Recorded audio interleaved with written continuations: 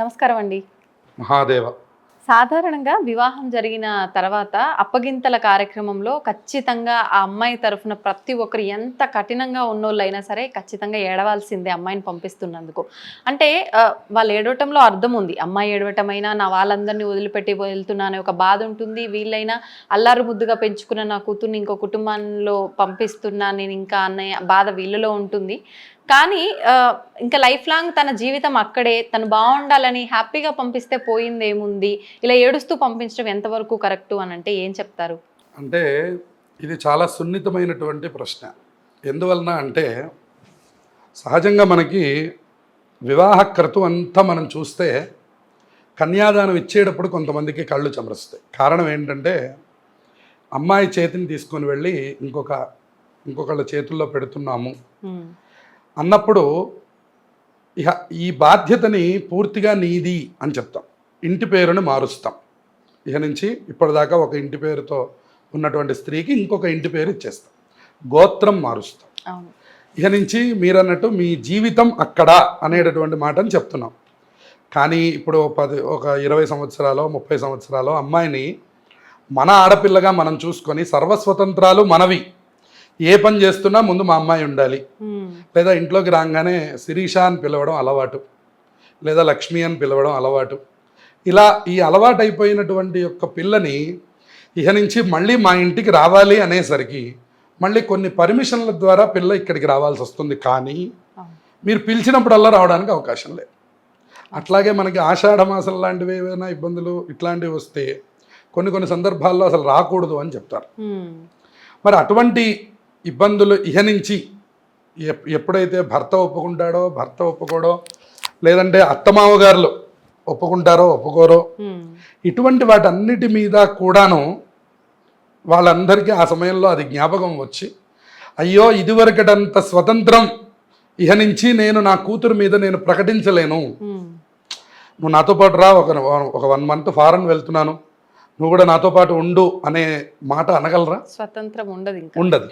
అలాగే మా అబ్బాయి వాళ్ళ ఇంట్లో ఉత్సవం అంటే ఉదాహరణకి ఈ అమ్మాయికి అన్నయ్య గారి ఇంట్లో ఉత్సవం జరిగింది. తల్లిదండ్రులు వెళ్ళి ఒక 4 రోజుల ముందర నుంచి కావాల్సిన పనులన్నీ చూస్తూ ఉంటారు. ఆడపడుచు కూడా ఉండాలని వీళ్ళు కోరుకుంటారు, అది తప్పులేదు. పంపించడం కుదరలేదు, ఒక 10 రోజుల ముందర వచ్చింది అని అనుకుంటే అది కూడా తప్పలేదు. ఎందుకంటే అత్తగారు మామగారు వాళ్ళని కూడా చూసుకోవాల్సిన బాధ్యత ఈ అమ్మాయి మీద ఉంటుంది.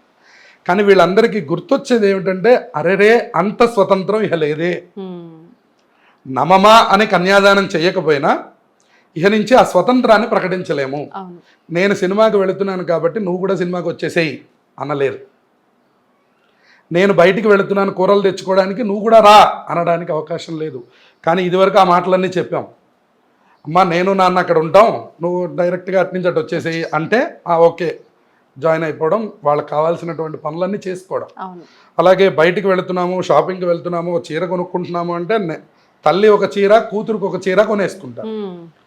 అటువంటి విభాగాలన్నీ ఇహ నుంచి అయ్యో తప్పించుకుంటున్నాము, అయ్యో ఇహ నుంచి అలా కుదరదు అనే ఒక దృష్టి చేత ఆ సమయంలో మనం ఆపినా అది ఆగేది కాదు.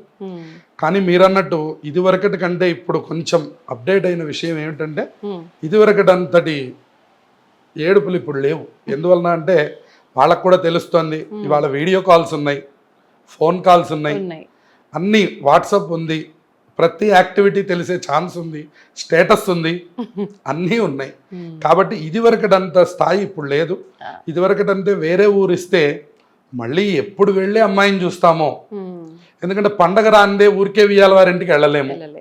అంటే మళ్ళీ పండగ వరకు అమ్మాయిని చూడడానికి ఆగాలి అన్నా కూడా ఆ తల్లికి ఆ తండ్రికి దుఃఖం పొంగుకొచ్చేస్తుంది. ఫోన్లు కూడా లేవు, ఏ రకమైన అవకాశం లేదు. ఉన్న ఇదివరకు ల్యాండ్ ఫోను, ఈవిడ ఫోన్ చేయాలి, ఆవిడ దొడ్లో పని చేస్తుంటే ఆవిడ పిలవాలి, ఆవిడ వచ్చేంత వరకు ఈవిడ ఆగాలి, అప్పుడు వచ్చి ఈవిడ తీసుకొని అమ్మ అంటే అమ్మ అనాలి, మళ్ళీ కరెంటు టెలిఫోన్ బిల్లు పెరిగిపోతుందేమో అని మళ్ళీ వెంటనే పెట్టేయాలి. కానీ ఇప్పుడు అవకాశం లేదు. కాబట్టి ప్రతి యాక్టివిటీ మనం మన తల్లిదండ్రులకి ప్రపంచానికే తెలియజేస్తున్నాం. కాబట్టి ఈ సందర్భంలో కొంతమంది స్థిమితంగానే ఉంటున్నారు. గతంలో మీరు అన్నట్టు ఇటువంటి అంశాల మీద చాలా బాధపడేవాళ్ళు. అయ్యో కూతురు ఇన్నాళ్ళు మాకు తల్లో నాలికలాగా చూడండి, కొడుకు యాక్టివిటీ ఇంట్లో తెలియదు, బయట తెలుస్తుంది. కూతురు అంటే తన ఉనికి అంతా ఇంట్లో తెలుసు. ఇంట్లోనే. ఎందువల్ల ఒక తండ్రికి అన్నం వడ్డించాలంటే అమ్మ బయటికి వెళ్ళింది కూరలకి, నాన్నగారు భోజనానికి వచ్చారు, మధ్యాహ్నం లంచ్కి వచ్చారంటే కూతురు ఉంటే వెంటనే లేచిపెట్టు. అదే కొడుకు అయితే అవకాశం లేదు, పాపం తండ్రి గారే పెట్టుకొని తింటారు. అందుకని ప్రతి విషయంలోనూ కూతురు అనేసరికి తల్లో నాలుక, మనకి ప్రతి విషయంలో ముఖ్య పాత్ర కూతురుది.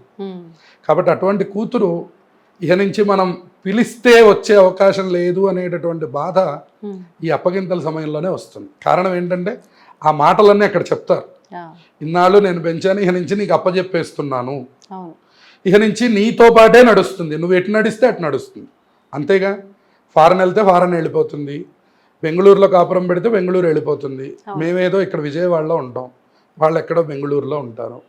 మీరు ఎప్పుడు వస్తారో మేము ఎప్పుడు వస్తామో, ఈ ఉద్యోగాలు ఎటువంటివో, వీటన్నిటి రీత్యా వాళ్ళకు కొంచెం బాధ కలుగుతుంది. కాబట్టి అది ఏడుస్తూ పంపించడం అని కాదు, అసలు మనం రావడమే ఏడుస్తూ వచ్చాం లోకంలోకి. కాబట్టి ఇటువంటి వాటిల్లో ఒక శుభతరుణం ఏమిటంటే వాళ్ళు అంత బాధతో ఉన్నారంటే అంత ప్రేమతో ఉన్నారని వాళ్ళ మధ్య అనుబంధం అంత గొప్పదా.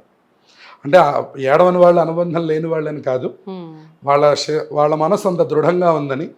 కొంతమంది మనస్సు సున్నితంగా ఉంటుంది, వెంటనే భావోద్వేగం వచ్చేస్తుంది. కాబట్టి ఇటువంటిది కానీ తప్పించి అసలు అమ్మాయి ఎక్కడికి వెళ్ళలేదు, అమ్మాయి ఎప్పుడూ వస్తూనే ఉంది. ఇవాళ అసలు ప్రపంచం ఇంకా మారిపోయింది. కాబట్టి అన్ని విధాల అప్పగింతలు అనేటటువంటిది ఒక చిన్న యాక్టివిటీనే తప్ప ఏ రకంగానూ బాధకు అవకాశం లేదు. ధన్యవాదాలండి. శుభమస్తు.